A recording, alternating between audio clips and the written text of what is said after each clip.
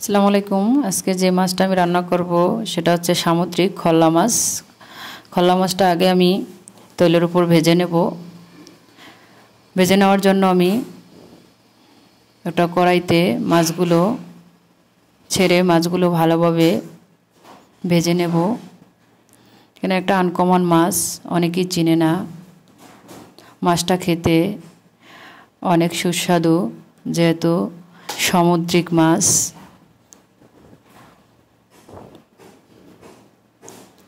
যারা আমার ভিডিওটি দেখছেন তারা লাইক শেয়ার করে দিবেন। মাছটা যখন রান্না করে খেয়েছি অনেক স্বাদ পেয়েছি। মাছটা একদম নরম, মাছের কাঁটাগুলো একদম নরম। যারা খেয়েছেন তারা কমেন্টসে বলে যাবেন।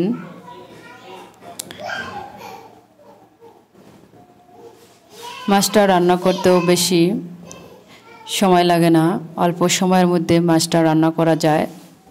এভাবে মাছগুলো আমি তেলের উপর কড়া ভাজি করে নিলাম। নরম মাছ, সামুদ্রিক। এখন আমি মাছটা রান্না করার জন্য তেলের উপর দিয়ে দেবো পেঁয়াজ কুচি। পেঁয়াজটাকে ভালোভাবে ভেজে নেব। ভেজে নেওয়ার পরে আমি মশলাগুলো একসাথে সব গলিয়ে নিলাম। একটা বাটির মধ্যে সম্পূর্ণ উপকরণ একসাথে মিশিয়ে আমি তেলের উপর মশলাটাকে ভালোভাবে কষিয়ে নেব।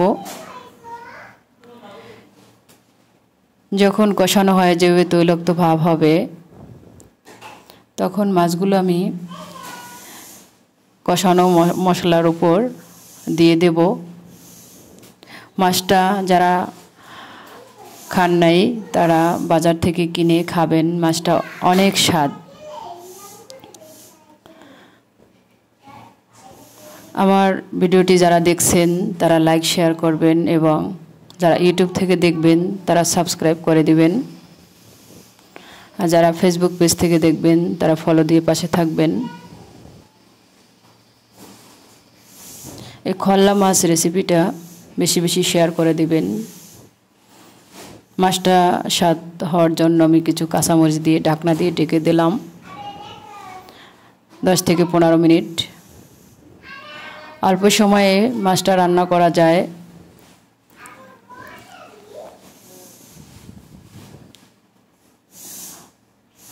এক পর্যায়ে আমার রান্না করা শেষ হয়েছে। চুলা স্টপ করে দিয়ে মাছটা পরিবেশন করে দেখালাম। এতক্ষণ সাথে থাকার জন্য সকলকে ধন্যবাদ। আল্লাহ হাফেজ।